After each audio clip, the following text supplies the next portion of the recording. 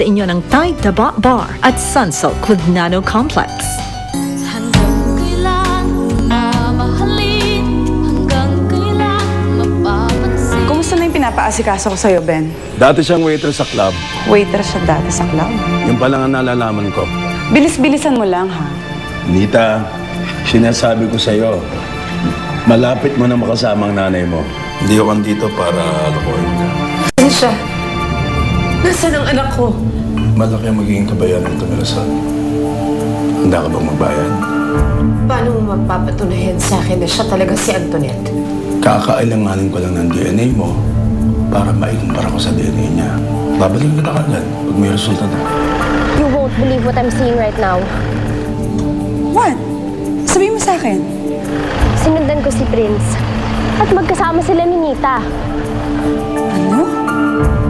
Malakas ang kutob ko na siya rin ang tumulong kay Nita makatakas sa bahay niyo. Kung tama ka man, hindi ka nila dapat makita. Umalis ka na dyan. Ano ulit yung pangalan ng kinakausap mong detective? Sino? Si Ben? Ben Clemente, right? Oo, bakit? Well, mukhang niloloko kanya, tita. Sa kanya lang naman nakatira si Nita. Nasaan ka? Pumunta ka dito. Hindi pa tapos ang report ko eh. Wala akong pakialam kung hindi pa rin o handa na ang lahat basta makipagkita ka sa akin. Akala mo siguro hindi ko alam na sa'yo nakatira yung Nita na yon?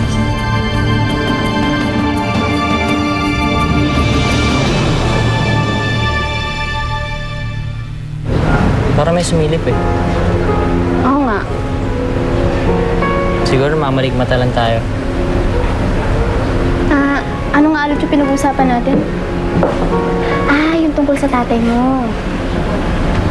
Nita, pwede ba sa atin lang yon? Huwag mo sabihin kahit kanino. Kahit kay Tito Ben, hindi ko sasabihin.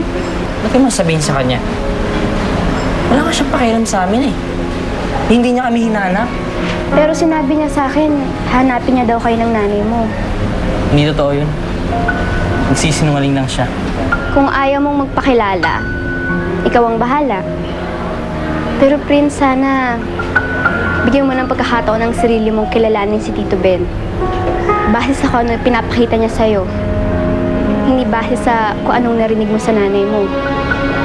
Kasi malay natin, baka nagbago na pala siya. Diba?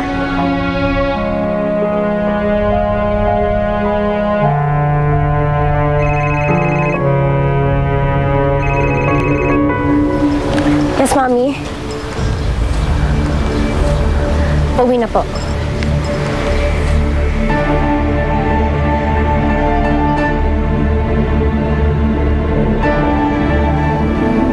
Kung hindi pa kita tinanong, hindi mo pa tatawagan si Misty. Nagpaalam naman po kasi siya, Mama. Malilate siya umuwi. Ayoko na pong kulitin yung bata eh. Tungkulin mo mangulit dahil ikaw ang ina. Si Arturo nasaan? Nasa opisina po. Malilate din umuwi. Nasa iyo yan kung bibitiw ka na sa pamilya mo. But let me just warn you, Mira. Kung ano man yan pinagdadaanan mo ngayon, sana hindi maapektuhan ang trabaho mo.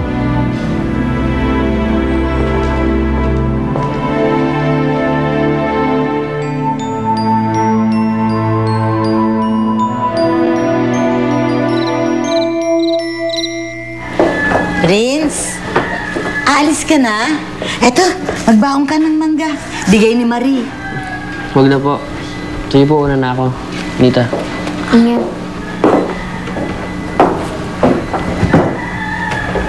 Ano nangyari dun? Parang irita. Wala po. Yung tatay niya lang po kasi. Sabik na siyang makita yung tatay niya.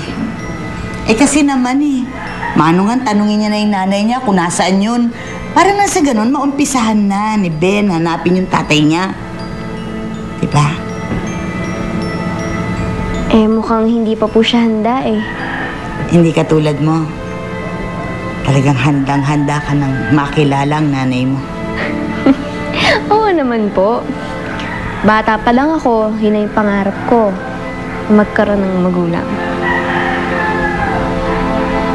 syempre, hindi ko iiwan ang nanay Ima ko. Nanay ko pa rin kayo eh. Pero na lang kung ayaw nyo na sa akin. Sus, pwede ba naman yun? Baby ka pa lang, magkasama na tayo. Ha? Kung titignan mo, magkamukha na tayo. Diba? Talaga? O, sige. Tingnan natin. Wala salamin eh. Tingin ka sa akin.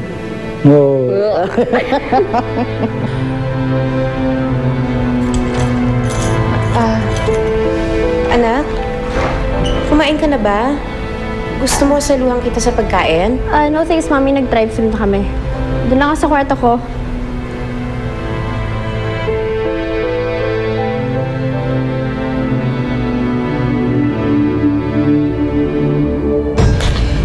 Ano, gaganti ka, ha? Ready tumawag ng pulis si Alex? Baka nakakalimutan mo, Be. Kung hindi dahil sa pamilya ko, matagal ka ng patay ngayon. Teka, Danica, magpapaliwanag ako. Sige, magpaliwanag ka. Bakit nakatira sa'yo si Nita at si Nanay Ima? Sino ba yung nagsusumbong sa'yo? Nanggugulo lang siya, Danica. So sinasabi mo na mali si Misty? Si Misty? Oo. At huwag mo nang alamin kung paano niya nalaman dahil trusted ko siya. At alam ko nagsasabi siya ng totoo. Danica, tinatago ko si Nita para na rin sa'yo. Hindi ko pa sinasabi sa'yo dahil kinukumpirma ko pa. Pero importante si Nita sa'yo. Paano importante?